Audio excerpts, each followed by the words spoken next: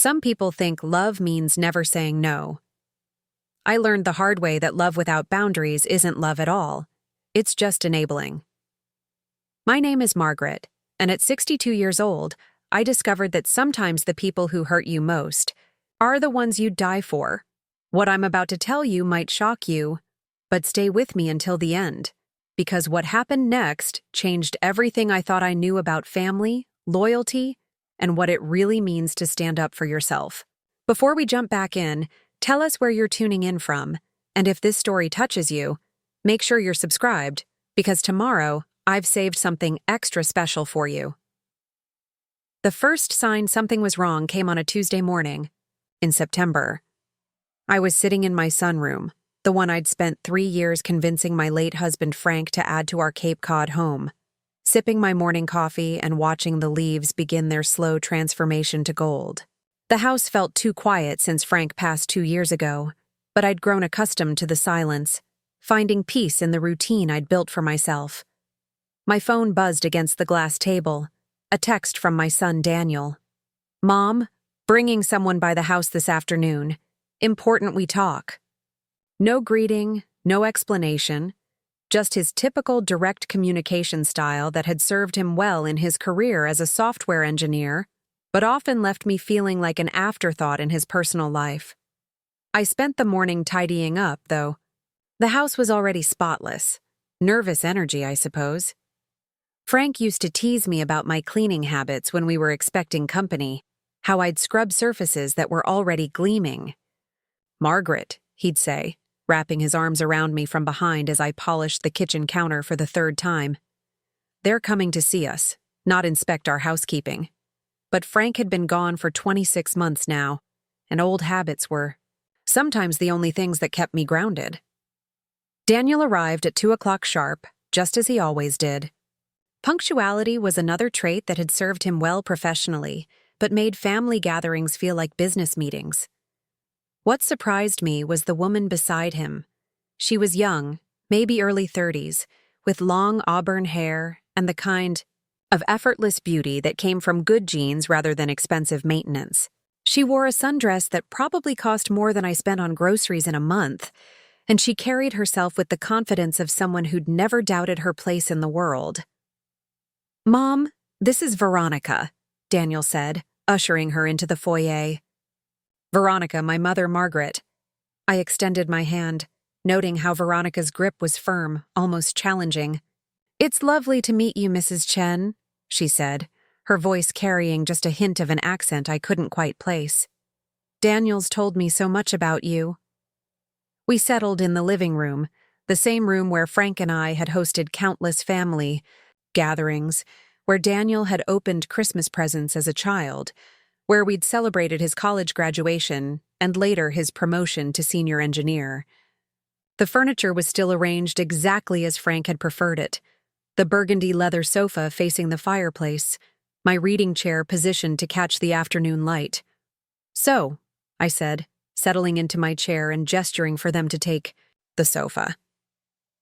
"How did you two meet?" Veronica glanced at Daniel, a look I couldn't quite interpret passing between them. "At a conference in Portland," she said. "I was there representing my marketing firm, and Daniel was speaking about blockchain applications." "How exciting," I replied, though I had no idea what blockchain applications were. "And how long have you been dating?" Another look between them, this one longer. Daniel cleared his throat. "Actually, Mom, that's what we wanted to talk to you about." Something in his tone made my stomach tighten. In the silence that followed, I could hear the grandfather clock in the hallway ticking, the same clock Frank's mother had given us for our 10th wedding anniversary. Each tick seemed unnaturally loud. "We're engaged," Daniel said finally. I felt my face arrange itself into what I hoped was an appropriate expression of surprise and joy. "Oh, that's wonderful! Congratulations to both of you." I looked at Veronica's left hand and noticed for the first time the substantial diamond ring catching the afternoon light. "When did this happen?"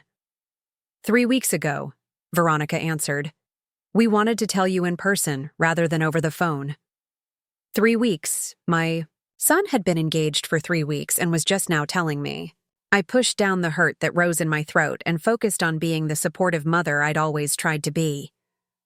Well, this is certainly exciting news. Have you set a date? That's actually the other thing we wanted to discuss, Daniel said, and his tone made my internal alarm system start ringing. We're thinking about having the ceremony here, at the house. I blinked, processing this information. Here? In the house? The backyard, actually. Veronica jumped in, her voice suddenly animated. It's absolutely perfect for an intimate ceremony. Maybe 60 or 70 guests. We could set up a tent on the lawn, string lights in the oak trees, use the sunroom for cocktails before the ceremony. She spoke as if she'd already planned everything, as if my agreement was merely a formality. I found myself nodding along, though something felt off about the entire conversation. That sounds lovely, I heard myself saying. When were you thinking? Next spring, Daniel said. May, probably.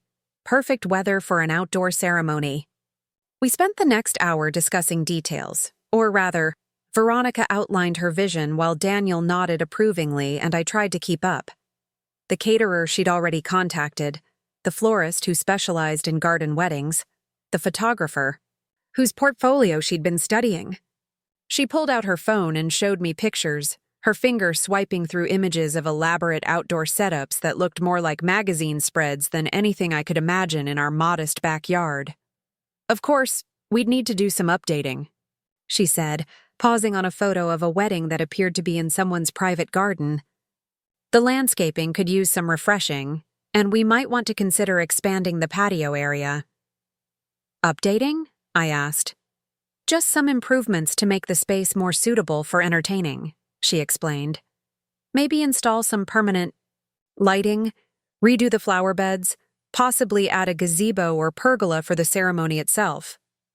I nodded again, though the numbers were starting to add up in my head. Frank and I had always been careful with money, and while we weren't wealthy, the house was paid off and I had some savings.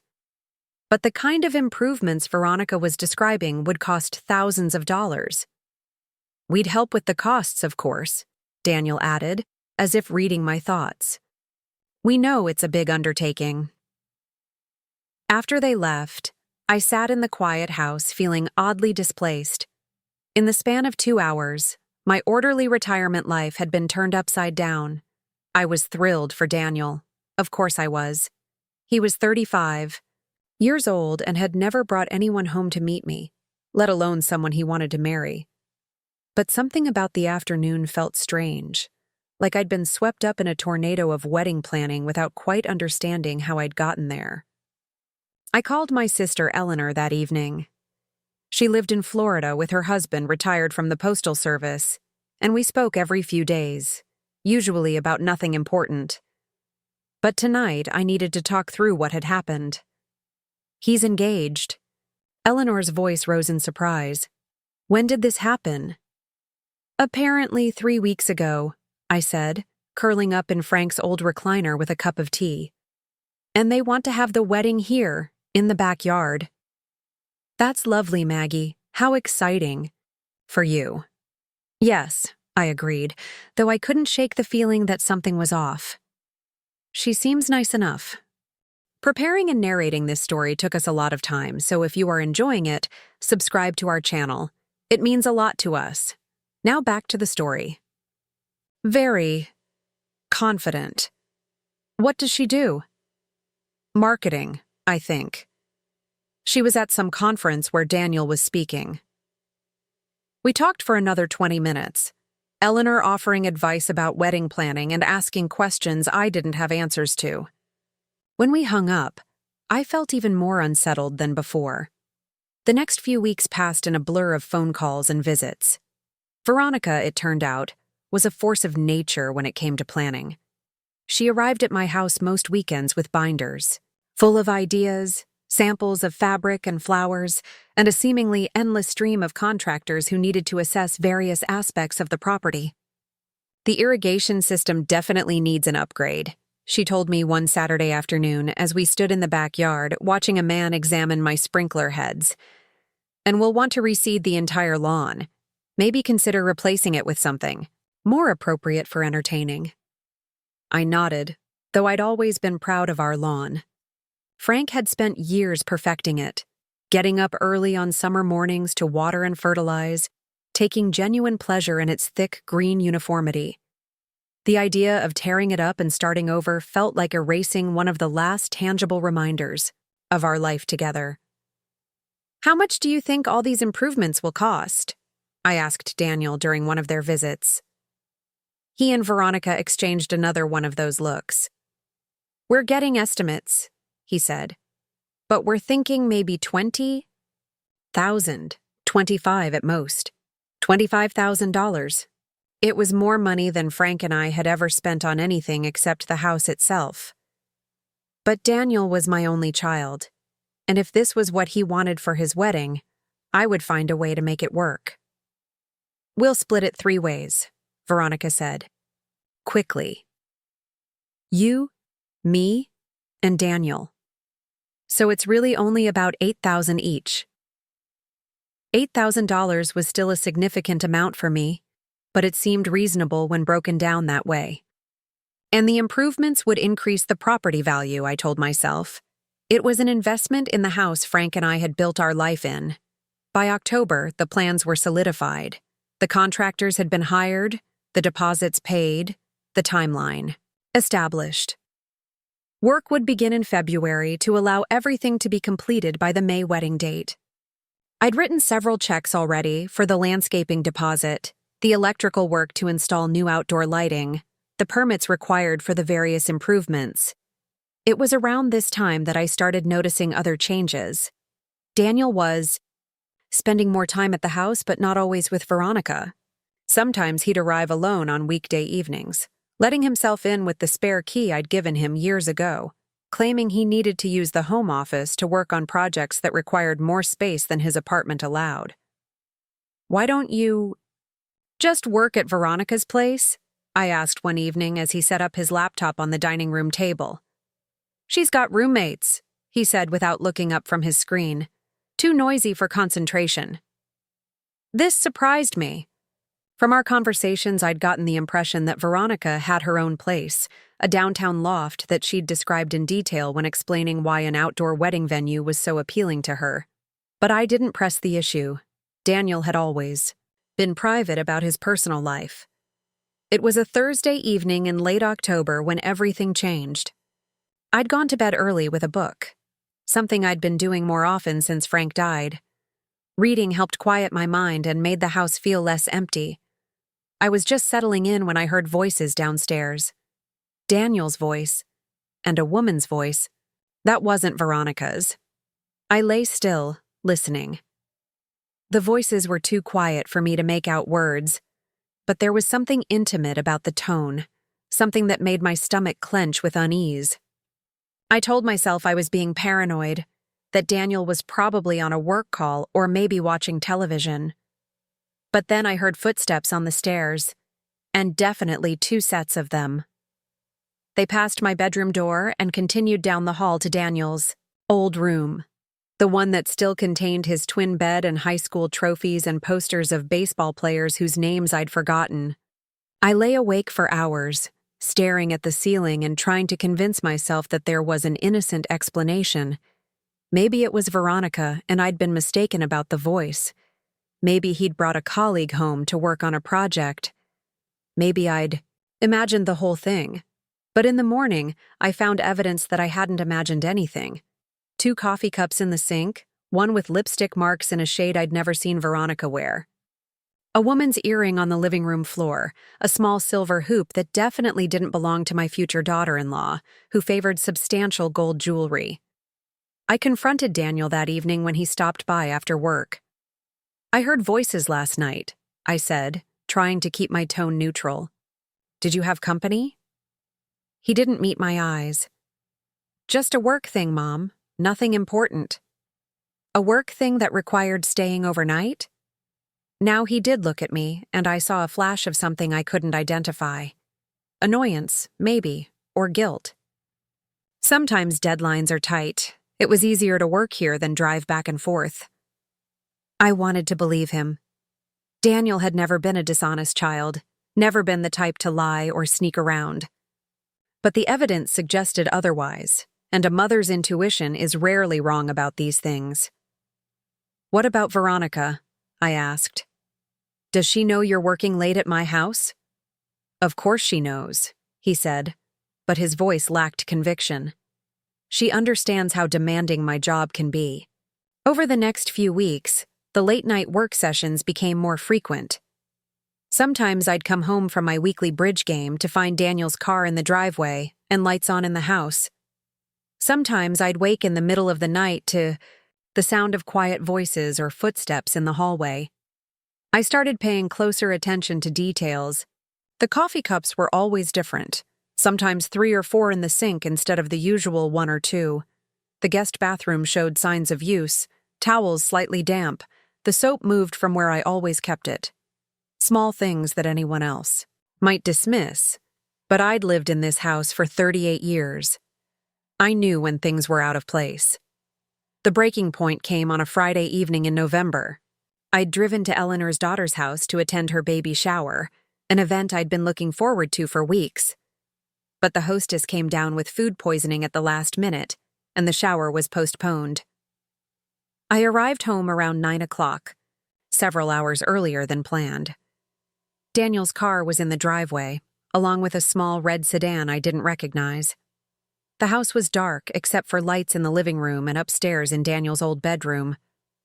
I sat in my own driveway for several minutes, debating whether to go inside or drive around the block until whoever was there left. In the end, my own house called to me. This was my home, the place Frank and I had built our life together, where I'd raised my son and planned to live out my remaining years. I wasn't going to be driven away from it by my own discomfort. I used my key quietly, hoping to slip upstairs to my room without disturbing whatever was happening in the living room. But as I crossed the foyer, I could hear voices clearly now, and what I heard made my blood freeze. "She's getting suspicious," a woman's voice said, not Veronica's voice. This voice was younger, breathier, with a slight accent that sounded vaguely southern. "She doesn't suspect anything," Daniel replied. "She's just being her usual worrywart self." "But what if she finds out about us before the wedding? What if she tells Veronica?" There was a pause, and then Daniel's voice, lower now, but still clearly audible. "She won't find out. And even if she did, what's she going to do? Kick me out of the house I'm going to inherit anyway?" The words hit me like a physical blow. I grabbed the wall to steady myself, my heart hammering so hard I was afraid they might hear it. "Are you sure she'll go through with the improvements?" the woman asked. "It's a lot of money for someone on a fixed income." "She'll do it," Daniel said confidently. "She's been trying to buy my love since Dad died. This is just another way for her to prove how much she cares." I backed toward the front door, my hands shaking as I fumbled with the handle. I needed to get out of there before they discovered me, needed time to process what I'd just heard. I managed to get outside and into my car without making any noise, then drove aimlessly through my quiet neighborhood until my breathing returned to normal. When I finally returned home an hour later, both cars were gone.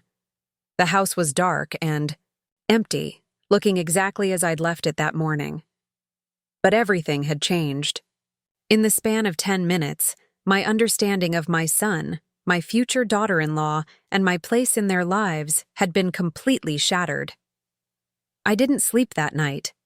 Instead, I sat in Frank's recliner, staring out the window at the yard where my son planned to get married, replaying the conversation I'd overheard. The casual way he'd dismissed my concerns. The cold calculation in his voice when he talked about inheriting the house. The clear implication that he was cheating on his fiancée and using my home as his meeting place. But what hurt most was the accusation that I was trying to buy his love. Was that how he saw my support over the years? The college tuition I'd helped with when the scholarships didn't cover everything? The down payment assistance when he bought his first apartment? The countless ways I'd tried to be helpful and supportive since Frank died. I thought about Veronica and her wedding plans, her enthusiasm for improving the property, her confidence that everything would work out perfectly. Did she know about the other woman? Was she part of the deception? Or was she being played just as thoroughly as I was? As dawn broke over the neighborhood, I made a decision. I wasn't going to confront Daniel immediately. I needed more information, needed to understand the full scope of what was happening before I decided how to respond. But one thing was certain. I was done being anyone's fool. The next few weeks were an education in deception. I started paying attention in ways I never had before, noting license plates, keeping track of who came and went, listening carefully, to phone conversations when Daniel thought I was out of earshot. I discovered that the red sedan belonged to someone named Amber, a name that came up frequently in Daniel's text messages when he left his phone unattended. I also started researching my legal options. Frank had been meticulous about our estate planning, and I knew exactly what was in his will and trust documents. The house was mine, fully and completely. Daniel would inherit it when I died. But until that happened, he had no legal claim to the property whatsoever. This knowledge was both comforting and terrifying. Comforting because it meant I had power, in this situation that Daniel didn't seem to realize I possessed.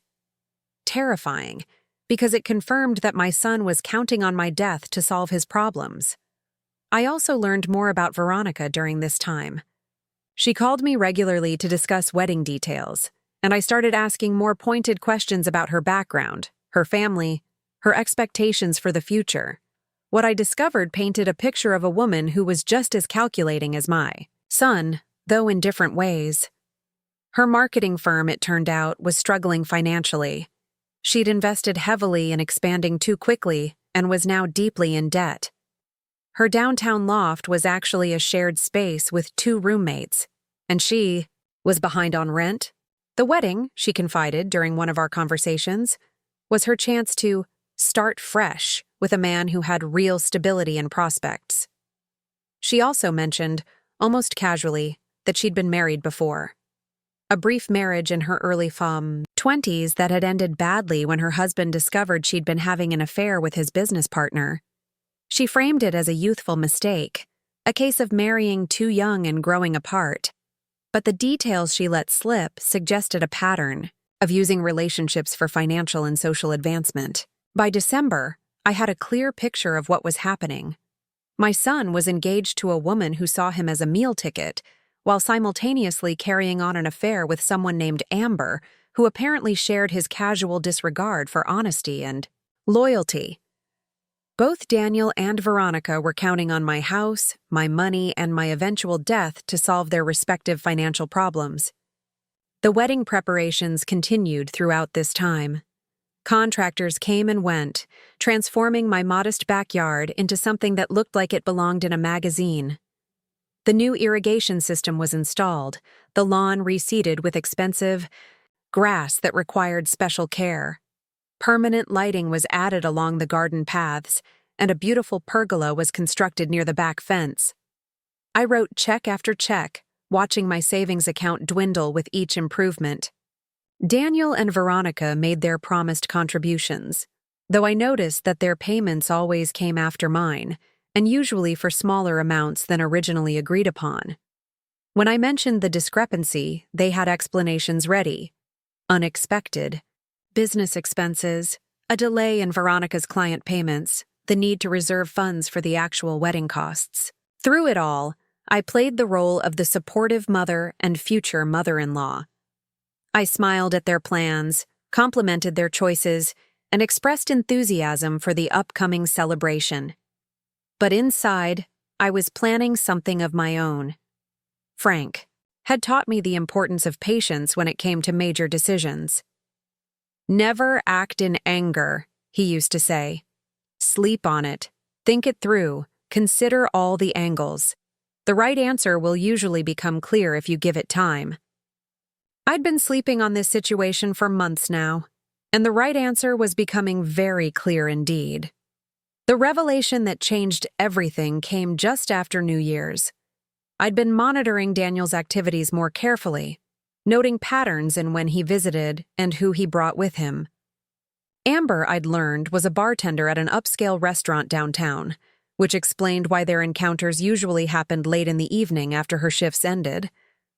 On a Thursday night in January, I decided to take more direct action.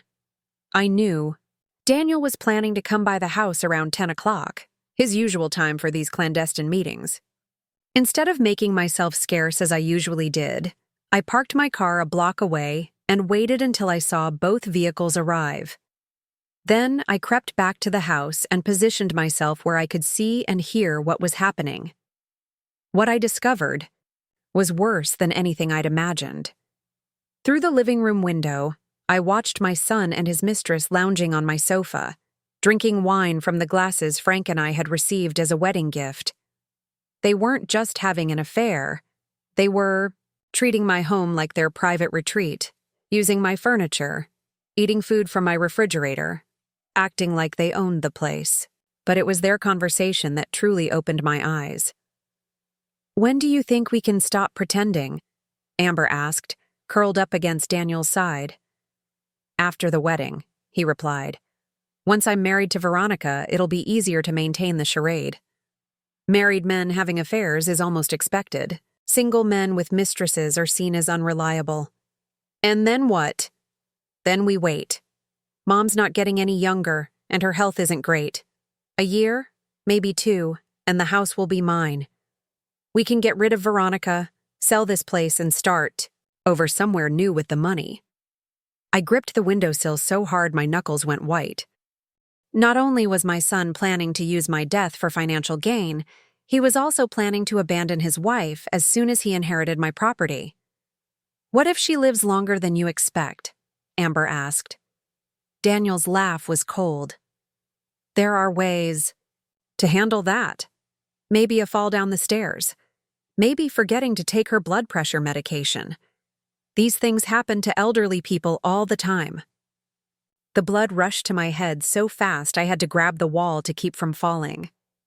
My son, the child I'd raised and loved and sacrificed for, was casually discussing ways to murder me. I somehow made it back to my car without being detected, but I have no memory of the drive home to Eleanor's house, where I'd been planning to spend the night. She took one look at my face and knew something terrible had happened.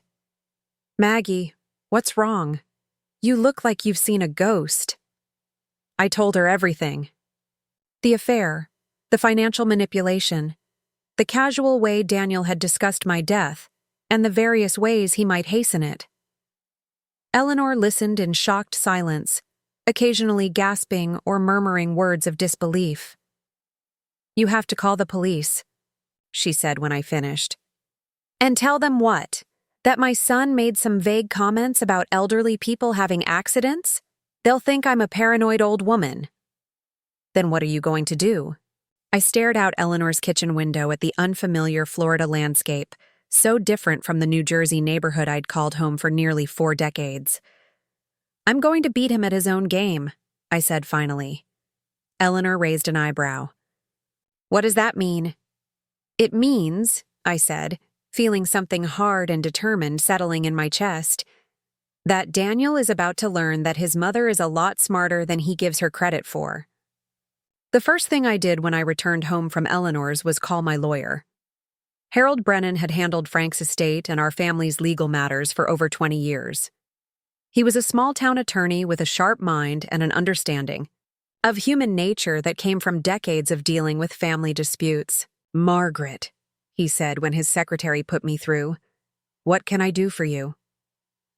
"I need to know my options regarding my property," I said, keeping my voice steady despite the turmoil in my chest. "Specifically, what rights my son has regarding the house while I'm still alive." There was a pause. Harold had known Daniel since he was a teenager. "Is there a problem I should know about?" "I'd rather discuss this in person." "Can you see me tomorrow?" "Of course. Come in around 10. That night, I couldn't sleep. I kept replaying Daniel's words. The casual way he'd discussed my potential death, the cold calculation in his voice when he talked about getting rid of Veronica after the wedding. I'd raised a monster, and I hadn't even realized it. At Harold's office the next morning, I laid out the situation without revealing the most disturbing details. I told him about the engagement, the wedding plans, the money I'd been spending on improvements, and my growing suspicion that Daniel's motives weren't entirely pure. "The house is entirely yours," Harold confirmed, pulling out the relevant documents. "Frank's will and the trust are very clear. Daniel inherits when you pass away, but until then, you have complete control over the property. You can sell it, mortgage it, give it away, or leave it to charity if you choose." "What if I wanted to change my will?" Harold's eyebrows rose slightly. "That's certainly your right. May I ask what's prompted these questions?" I hesitated, then decided to trust him with more of the truth. "I've discovered that Daniel is having an affair. He's been using my house for his meetings with this other woman, and I have reason to believe both he and his fiancée are more interested in my property than in maintaining a relationship with me." Harold nodded slowly. "Unfortunately, that's not uncommon in families with significant assets.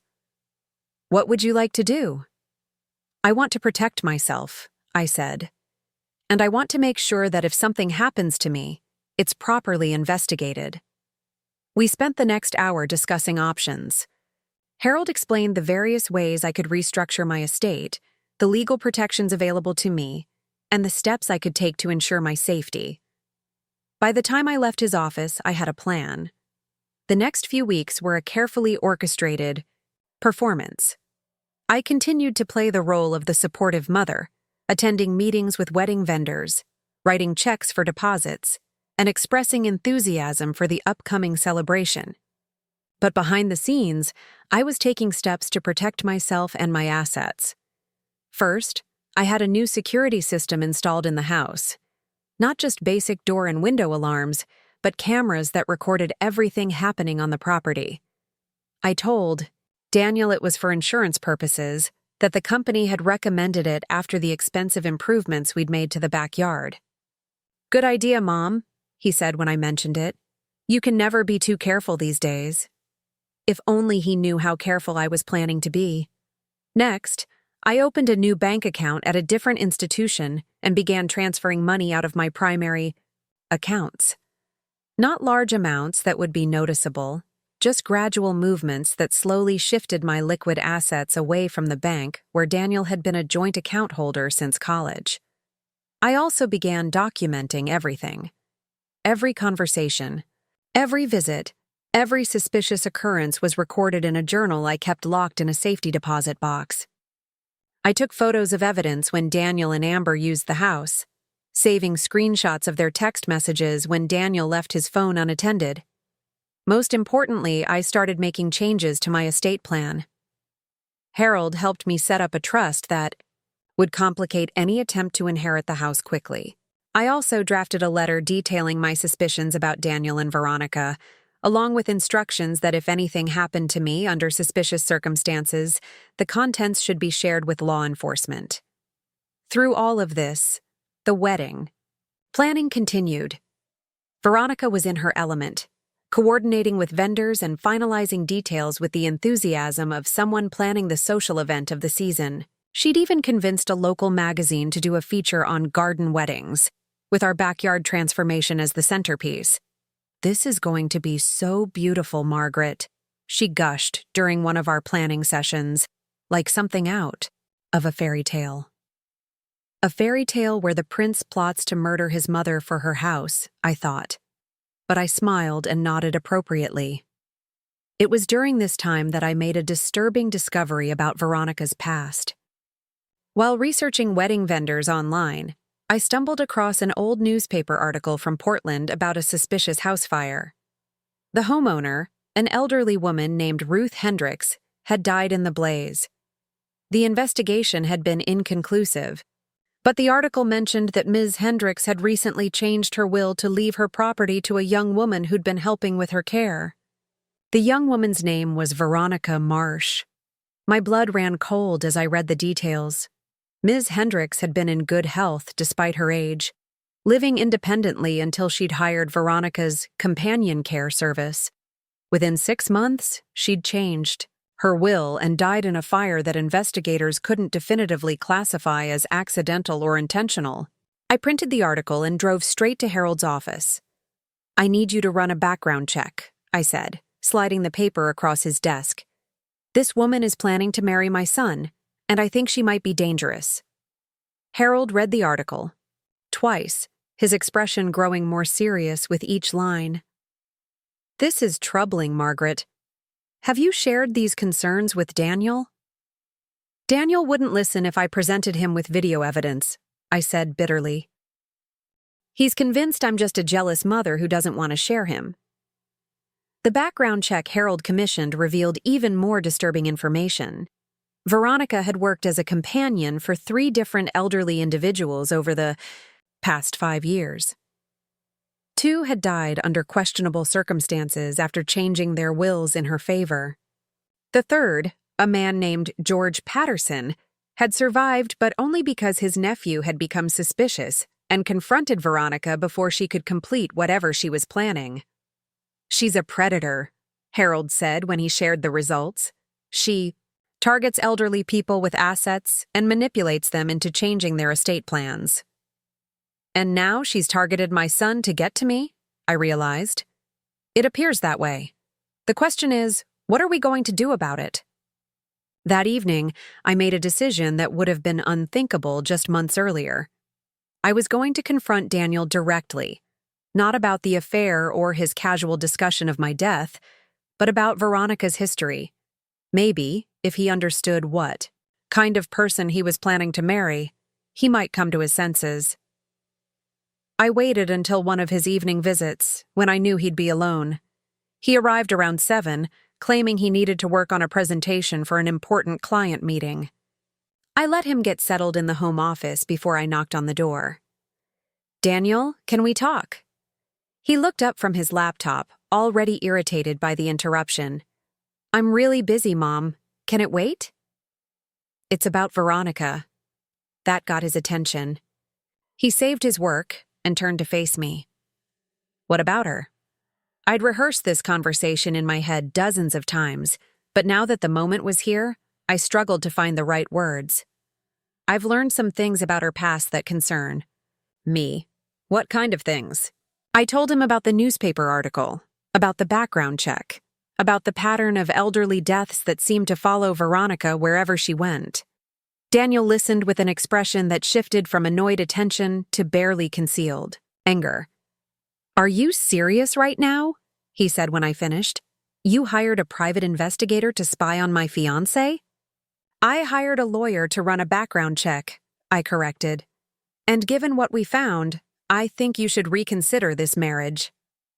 Daniel stood up abruptly, his chair rolling backward and hitting the wall. "This is unbelievable. Even for you. This is unbelievable. Daniel, please listen to me.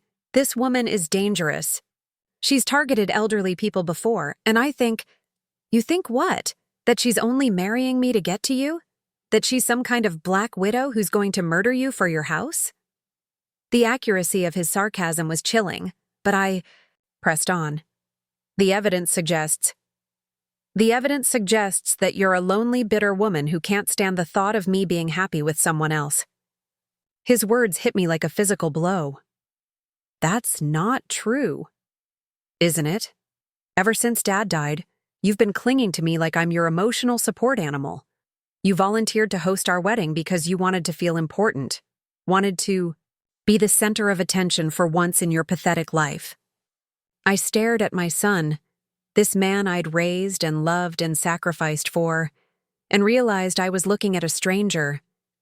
The Daniel I thought I knew would never speak to me this way, would never dismiss my concerns so cruelly. "I'm trying to protect you," I said quietly. "From what? From being happy? From having a life that doesn't revolve around taking care of you? From a woman who may have killed 3 people?" Daniel's laugh was harsh and ugly, Do you hear yourself? You sound insane. Actually, clinically insane.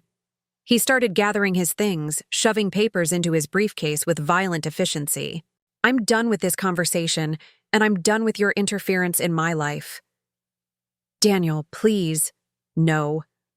He spun around to face me, his eyes blazing with anger. I've put up with your neediness and your manipulation for 2 years now, ever, since Dad died. I've let you guilt me into spending time here, into including you in my plans, into treating you like you're still relevant in my life. But this crosses a line.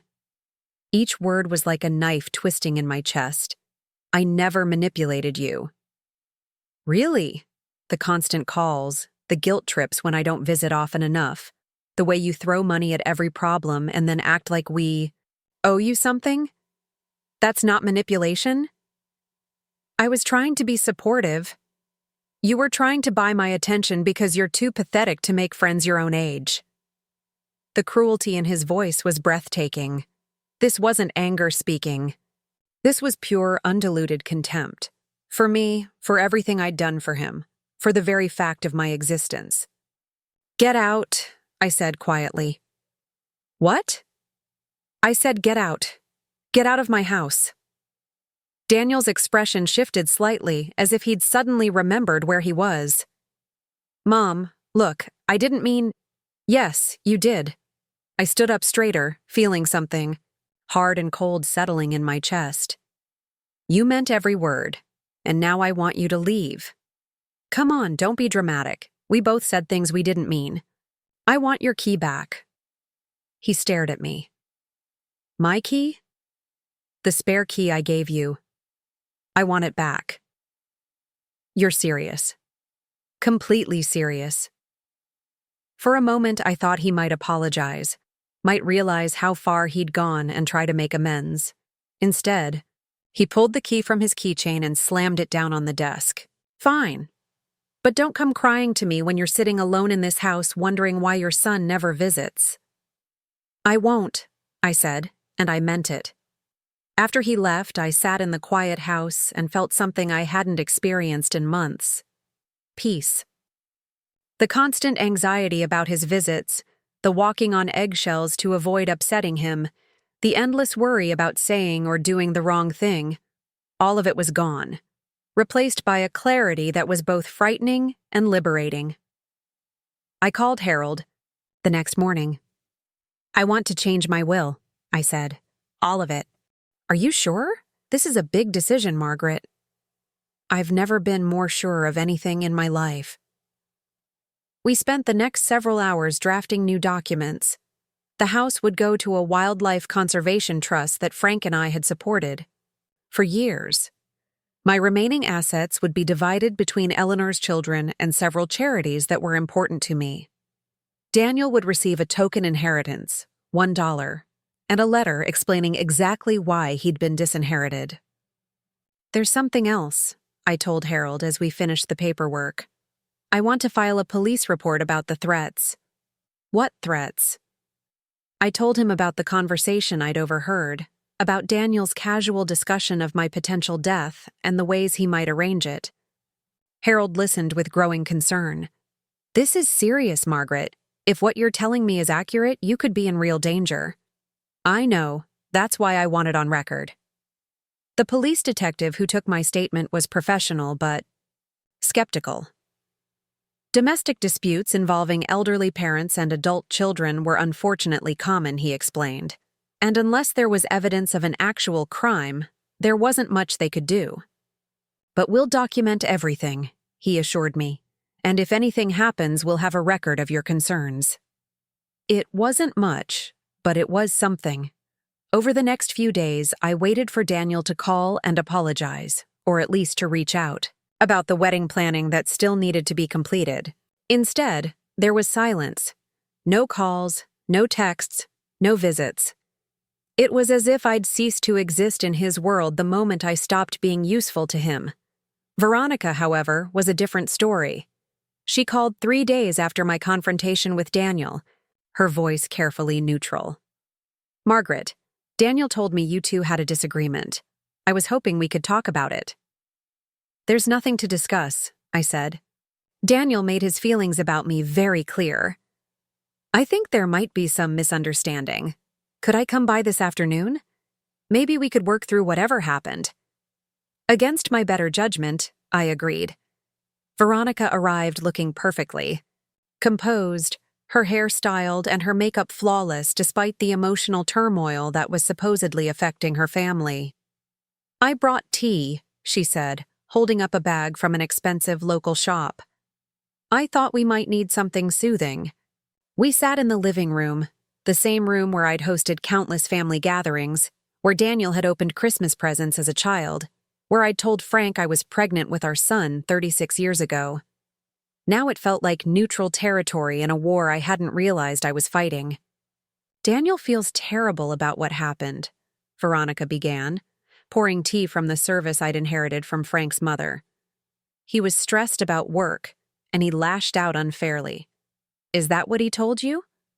He said you had concerns about our relationship, and that he responded poorly to your questions.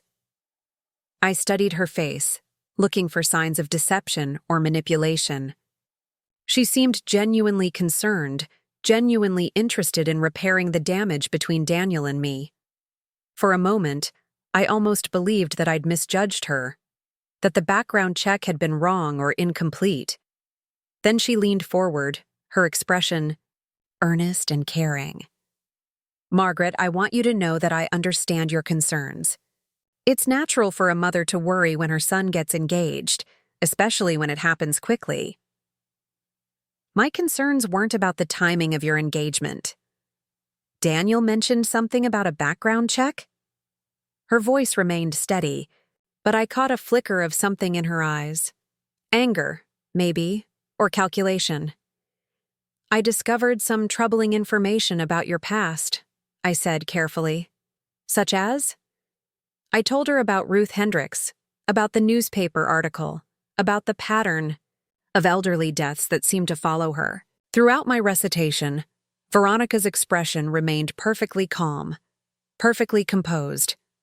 When I finished, she sat back in her chair and sighed. I was wondering when this would come up, she said. Her calm reaction was more unsettling than anger would have been. So you don't deny it? Deny what? That I worked as a companion for elderly clients? That some of them died while I was in their employ? No, I don't deny those facts. And the suspicious circumstances surrounding their deaths? Veronica's smile was small and cold. Elderly people die, Margaret. It's what they do. The fact that I happened to be working for some of them when it occurred is unfortunate but hardly criminal. What about Ruth Hendricks changing her will? To leave you her house? Ruth was grateful for my care. She had no family, no one who visited or showed interest in her well-being. I was the closest thing to a daughter she had. The way she said it, with just the right amount of sadness and resignation, was masterful. If I hadn't known better, I might have believed her myself. And George Patterson? For the first time, Veronica's composure slipped slightly. George's nephew was paranoid and jealous. He couldn't stand the thought of his uncle leaving money to anyone except him. So he was wrong to be suspicious? He was wrong to interfere in his uncle's business, she said firmly. We sat in silence for several minutes, the tea growing cold between us. Finally, Veronica spoke again. Margaret, I understand why you're concerned. Truly, I do. But I need you to understand something as well. I love Daniel, and I'm going to marry him. I'm going to be part of this family whether you approve or not. And if I don't approve? Her smile was gentle, but her eyes were ice cold. Then you'll miss out on being part of your son's happiness, and that would be a shame, especially at your age. The threat was subtle but unmistakable. I was old, I was alone, and I could easily become irrelevant in my son's life if I continued to oppose his choices. I see, I said quietly. I hope You do. Veronica stood up, smoothing her skirt with manicured hands. The wedding is still scheduled for May, and we'd very much like you to be there. But that's entirely up to you. After she left, I sat in my empty house and finally understood the full scope of what I was dealing with. Veronica wasn't just a gold digger or even a simple con artist. She was something much more dangerous. A predator who had perfected the art of manipulation, who could present herself as caring and concerned while delivering veiled threats with a smile. And Daniel was either too blinded by lust to see it, or he was actively complicit in whatever she was planning. That evening, I called Eleanor and told her everything that had happened. My sister listened in horrified silence as I described the confrontations with both Daniel and Veronica. "You need to get out of there," she said when I finished.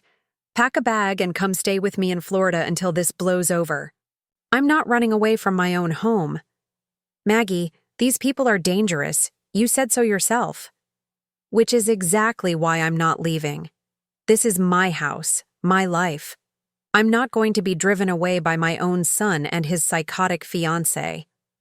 "Then what are you going to do?" I looked around the living room, at the photos of Daniel as a child, at the furniture Frank and I had chosen together, at the life we'd built in this house over nearly 4 decades. "I'm going to fight back," I said. "How?" For the first time in months, I smiled, a real smile, filled with determination and something that might have been anticipation.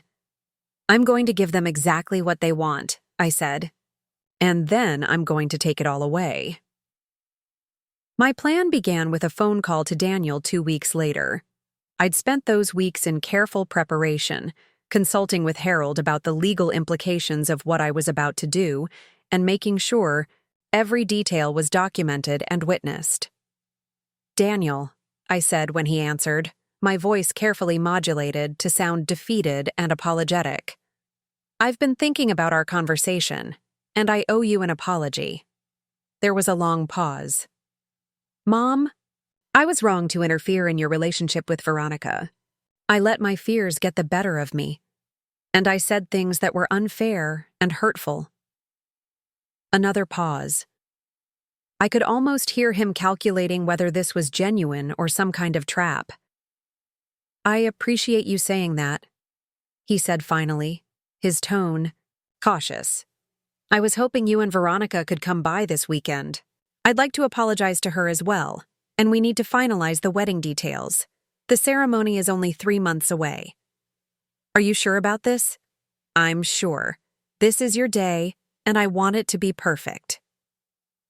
When they arrived on Saturday afternoon, I had everything prepared. Fresh flowers in every room, Daniel's favorite cookies cooling on the kitchen counter, and a bottle of expensive champagne chilling in the refrigerator. I'd even had my hair done that morning, wanting to look my best for this performance. "Margaret," Veronica said warmly, embracing me as if our last conversation had never happened. "Thank you so much for reaching out. This means the world to both of us." "I was being a foolish old woman," I said, returning her hug with what I hoped looked like genuine warmth. I let my imagination run away with me.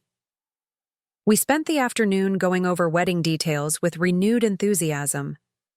I wrote another check for the final payment to the caterer, approved the flower arrangements Veronica had selected, and even suggested hiring a string quartet for the ceremony.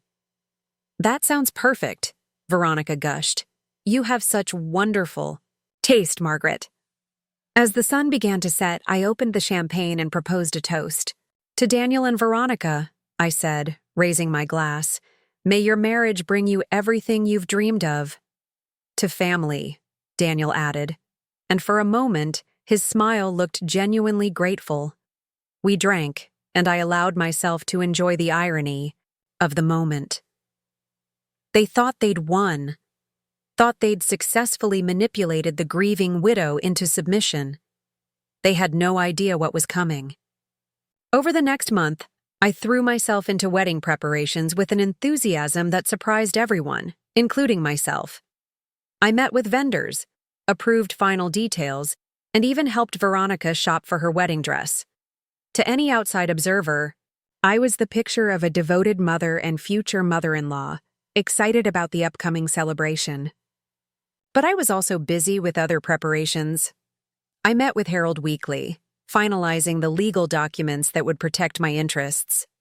I completed the transfer of assets I'd been working on for months, moving money into accounts that Daniel knew nothing about.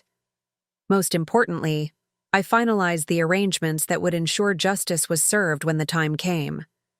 The security system I'd installed was working perfectly, recording every interaction on the property.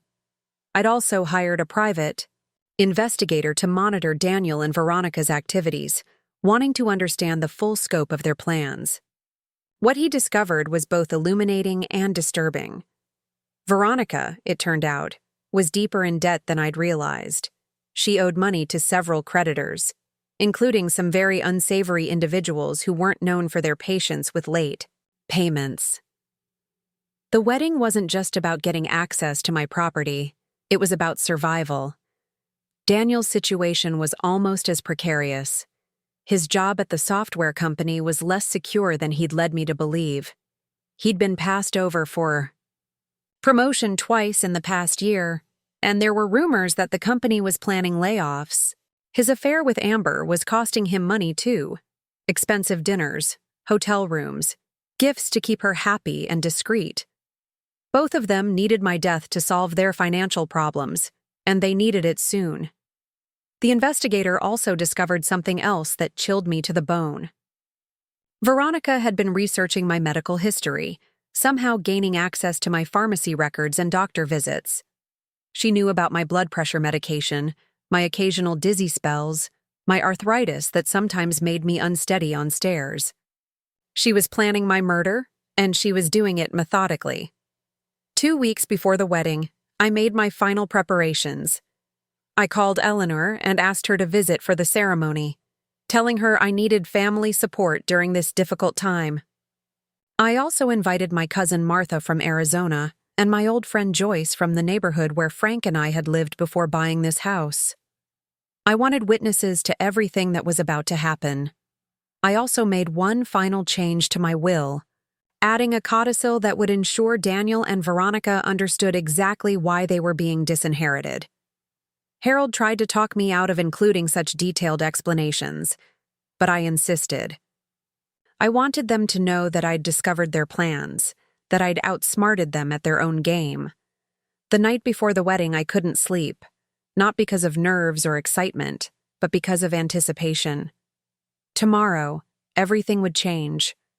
Tomorrow, Daniel and Veronica would discover that the grieving widow they'd been manipulating was far more cunning than they'd imagined. The morning of the wedding dawned clear and beautiful. Perfect weather for an outdoor ceremony.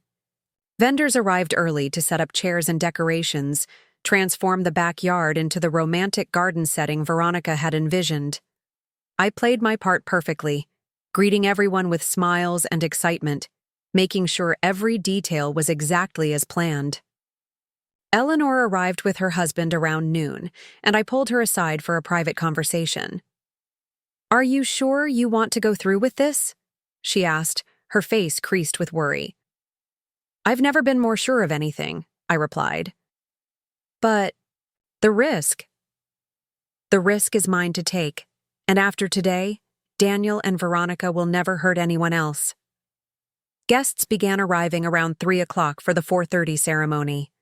I'd made sure to invite several people who knew our family well, people who would remember this day and be able to testify to what they witnessed if necessary. I also noticed that Harold had arrived early and was positioned where he could observe everything clearly. At 4 o'clock, I excused myself to get ready. I'd bought a new dress for the occasion, a soft blue silk that Frank had always said brought out my eyes. As I put on my jewelry, the pearls he'd given me for our 20th anniversary, I felt his presence in the room with me. "I'm doing this for us," I whispered to his photograph on the dresser. "For the life we built together, and for all the people they plan to hurt." When I came downstairs, the ceremony was about to begin. Veronica looked stunning in her designer gown, her hair perfectly styled, her makeup flawless. She truly looked like a fairy tale bride, which made what was about to happen even more dramatic. Daniel stood at the altar they'd constructed under the pergola, handsome in his tailored tuxedo. For a moment, looking at him there, I felt a pang of sadness for the little boy he'd once been, for the dreams I'd had about the man he'd become. But that little boy was gone, replaced by someone I didn't recognize, someone capable of plotting his own mother's death. The ceremony began, and I took my place in the front row, smiling and dabbing at my eyes with a handkerchief as if overcome with maternal joy. The officiant spoke about love and commitment, about the sacred bonds of marriage, about the importance of honesty and trust between partners. The irony was almost too much to bear. When they reached the part where the officiant asked if anyone objected to the union, I stayed silent. My objection would come later, in a way they'd never expect. "You may kiss the bride," the officiant announced, and Daniel and Veronica sealed their union with a passionate kiss that drew applause from the assembled guests. As everyone moved to the reception area for cocktails and dinner, I slipped inside the house. It was time for the next phase of my plan. The moving truck arrived exactly as scheduled, backing quietly into the driveway, while all the guests were distracted by the celebration in the backyard. I'd hired a company that specialized in quick, discreet moves, explaining that I needed to relocate some valuable items while the house was full of strangers. Within an hour, they'd loaded everything I truly cared about. Frank's photographs, my mother's china, the few pieces of jewelry that had real sentimental value, and most importantly, all the legal documents and evidence I'd been collecting. Everything was transported to a storage unit I'd rented under an assumed name, where it would be safe regardless of what happened next. I returned to the reception just as dinner was being served. No one had missed me. They were all too busy, celebrating and enjoying the open bar Daniel and Veronica had insisted on. "There's the mother of the groom," Veronica called out when she saw me, raising her champagne glass. "Margaret, you've given us the most perfect day." I smiled and accepted, a glass of champagne playing my role to perfection. "I'm so happy for both of you," I said, and in a way I meant it. I was happy that their deception was about to be exposed, happy that justice was finally going to be served. As the evening progressed, I noticed Daniel and Veronica becoming more relaxed, more confident. They thought they'd successfully completed their con, that they were now just one step away from inheriting my property. I saw them exchange meaningful looks across the dance floor, saw Veronica squeeze Daniel's hand when she thought no one was watching. Around 10 o'clock, as the party was winding down and guests were beginning to leave, I stood up and tapped my champagne glass with a spoon to get everyone's attention. "If I could have everyone's attention for just a moment," I called out, my voice carrying clearly across the yard. "I have something I'd like to share." The conversations died down, and all eyes turned to me. Daniel and Veronica looked pleased, probably expecting a sentimental speech about how proud I was to welcome Veronica into the family. "First, I want to thank everyone for being here today to celebrate Daniel and Veronica's wedding. Your presence has made this day truly special." There was a murmur of appreciation from the guests. I also want to acknowledge what a beautiful ceremony this was, and how perfectly everything turned out. The flowers, the music, the food. Everything was exactly as planned. Veronica beamed at the praise, accepting compliments from nearby guests. "But most importantly," I continued, my voice growing stronger, "I want to thank Daniel and Veronica for teaching me something very valuable about family, about love, and about the importance of standing up for yourself when people try to take advantage of you." The mood in the crowd shifted slightly. Something in my tone suggested this wasn't going to be the typical mother of the groom speech. "You see, over the past few months, I've learned some very interesting things about my new daughter-in-law, and about my son's true feelings toward me." Daniel's face went pale. "Mom, what are you doing?" "I'm telling the truth, Daniel. something you've seemed to have trouble with lately. I turned to address the crowd directly. How many of you know that Veronica has been married before? Or that her previous elderly clients have had a troubling tendency to die unexpectedly after changing their wills in her favor? A shocked murmur ran through the crowd. Several guests turned to look at Veronica, whose face had gone from radiant to ashen in seconds. "That's not true," she said loudly. "Margaret, you're confused." "I'm not confused at all," I interrupted. "I have documentation, police reports, newspaper articles. Would you like me to share them with everyone?" Harold stepped forward from where he'd been standing at the edge of the crowd. In his hands was a thick folder containing all the evidence I'd gathered. "And Daniel?" I continued, turning to my son. "Should I tell everyone about your girlfriend Amber? The one you've been bringing to my house for the past 6 months? The one you've been planning your future with while pretending to love Veronica?" Daniel's mouth opened and closed like a fish out of water. "I don't know what you're talking about." "Of course you don't. Just like you don't know anything about the conversation you had with Amber right here in my living room, where you discussed how much easier your life would be once I was dead." The crowd was completely silent now, hanging on every word. I could see people pulling out their phones, probably recording everything that was happening. "Did you really think I wouldn't find out?" I asked, my voice carrying an authority I'd never used before. "Did you think I was just some helpless old woman you could manipulate and discard?" "Margaret, please." Veronica tried to interrupt, but I held up my hand. "I'm not finished." "You see, everyone, what Daniel and Veronica didn't realize is that this house has had security cameras installed for months. Every conversation, every meeting, every planning session for my demise has been recorded." I pulled out a small device Harold had given me and pressed play. Daniel's voice filled the evening air, clear and unmistakable. "She's not getting any younger, and her health isn't great.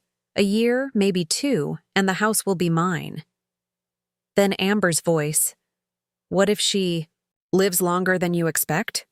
And Daniel again. "There are ways to handle that. Maybe a fall down the stairs. Maybe forgetting to take her blood pressure medication."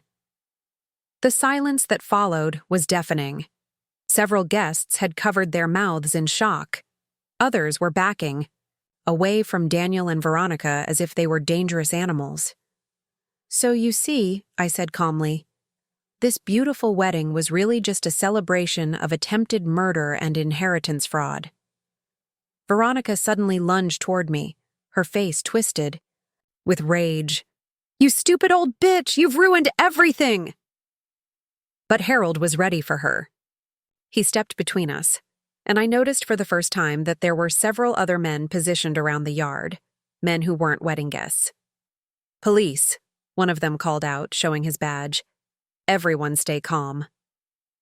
The chaos that followed was swift and efficient.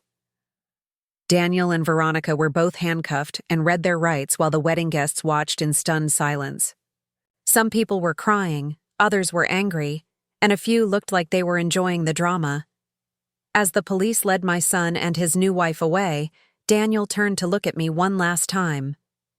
"Mom, please," he said, his voice breaking. "I'm sorry. I never meant for any of this to happen." "Yes, you did," I replied quietly. "You meant every word of it. The only thing you're sorry about is getting caught." After the police cars drove away and the remaining guests had been questioned and released, I stood alone in my backyard surrounded by the remnants of the elaborate wedding reception. White. Roses and fairy lights, elegant table settings, and a 3-tiered cake that no one had gotten to cut. Eleanor approached me carefully, as if I might shatter if she moved too quickly. "How do you feel?" she asked. I considered the question seriously. How did I feel? Sad, certainly, for the loss of the son I thought I'd raised. Angry at being deceived and threatened by the people I'd loved most. But underneath those emotions was something else, something I hadn't felt in years. "Free," I said finally. "I feel free." The legal proceedings that followed were swift and decisive. The evidence Harold and I had gathered was overwhelming, and neither Daniel nor Veronica could mount an effective defense. Daniel was charged with conspiracy to commit murder and elder abuse. Veronica faced additional charges related to her previous victims, as other families came forward with similar stories once her arrest made the news. During the trial, more details emerged about their plan. They'd intended to wait until after the honeymoon to begin implementing their scheme. Veronica would move into the house under the guise of helping me recover from the stress of the wedding. She'd gradually take over more of my daily care, isolating me from friends and family while slowly poisoning me with my own medication. Daniel would play the devoted son, publicly worried about my declining health while privately counting down the days until my funeral. They'd even discussed the kind of memorial service they wanted to hold, how they'd divide up my possessions, and where they planned to travel once they sold the house. The betrayal was so complete, so calculated, that I almost admired their thoroughness. Almost. Both received significant prison sentences. Daniel got 15 years for conspiracy and elder abuse. Veronica received 25 to life when the EZ. Prosecution was able to connect her to the deaths of her previous victims. The Portland fire that killed Ruth Hendricks was ruled a homicide, and Veronica was charged with murder in that case as well. During his sentencing hearing, Daniel asked to speak with me privately. Against Harold's advice, I agreed to see him. He looked terrible.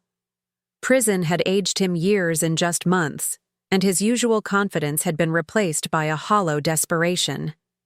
"Mom," he said when they brought him into the small conference room where I waited. "I know you'll probably never forgive me, but I need you to know that I loved you. I still love you." I studied his face, looking for some sign of the little boy I'd raised, the child who'd crawled into my bed during thunderstorms and begged me to read just one more story before bedtime. "No, Daniel," I said quietly. "You loved what I could do for you. You loved my house, my money, my willingness to sacrifice everything for your happiness. But you never loved me." "That's not true. If you had loved me, you wouldn't have been able to discuss my murder so casually. If you had loved me, you would have protected me from Veronica instead of helping her plan my death." He started to cry then, ugly sobs that shook his whole body. "I'm sorry. I'm so sorry. I don't know how I became this person." "I do," I said. "You became this person because I let you. Because I never taught you that love has boundaries, that relationships require respect and consideration for the other person's feelings. I enabled you to see me as an object rather than a person, and for that, I'm sorry too." I stood up to leave, but he grabbed my hand across the table. "Please don't abandon me," he begged. "I know I don't deserve it, but please don't give up on me completely." I looked down at his hand holding mine, remembering all the times I'd held that same hand to cross streets, to comfort him after nightmares, to celebrate his achievements and comfort his disappointments. "I'm not abandoning you, Daniel," I said gently. "But I'm not enabling you anymore either. You made your choices, and now you have to live with the consequences." I pulled my hand free and walked out of the prison without looking back. 6 months after the trial ended, I sold the house. The beautiful improvements Daniel and Veronica had insisted on made it very attractive to buyers, and I received far more than I'd expected. I used part of the money to establish a foundation that helps elderly people who've been victimized by financial predators, and donated the rest to various charities Frank and I had supported over the years. Eleanor had been right about one thing. I couldn't stay in that house after everything that had happened. Too many memories, too many ghosts. But instead of moving to Florida to be near her, I surprised everyone by buying a small cottage in Vermont, near a lake where Frank and I had spent our honeymoon 50 years ago. The cottage is perfect for one person. It has a small garden where I grow vegetables and flowers, a screened porch where I read in the evenings, and enough space for Eleanor and her family when they come to visit. Most importantly, it's mine. In a way, the old house never quite felt like mine after Frank died. I've made new friends here, people who know nothing about my past except what I choose to share. I volunteer at the local library, help with the community garden, and take watercolor classes at the senior center. It's a simple life, but it's authentic in a way my old life never was. Sometimes people ask me if I regret what I did, if I wish I'd handled things differently. The truth is, I regret many things. I regret not seeing Daniel's true nature sooner. I regret enabling his selfishness for so many years. I regret not protecting myself and others from Veronica's predations. But I don't regret exposing them. I don't regret standing up for myself. And I certainly don't regret choosing my own well-being over their convenience. The house they coveted so desperately is now owned by a young family with 3 small children. I drive by sometimes when I'm in New Jersey visiting Harold or attending court hearings related to Veronica's other cases. The yard is full of toys and bicycles, and there's always laundry hanging on the line. It looks like a home again, the way it did when Daniel was small and Frank was alive. Last week, I received a letter from Daniel. It was the first communication I'd had from him since our conversation at the prison. He's apparently found religion in jail and wanted to apologize, again for everything he'd done. The letter was full of biblical quotes and promises to be a better person when he gets out. I read it once, then put it in the fireplace and watched it burn. Some people might think that's harsh, that a mother should always forgive her child, no matter what they've done.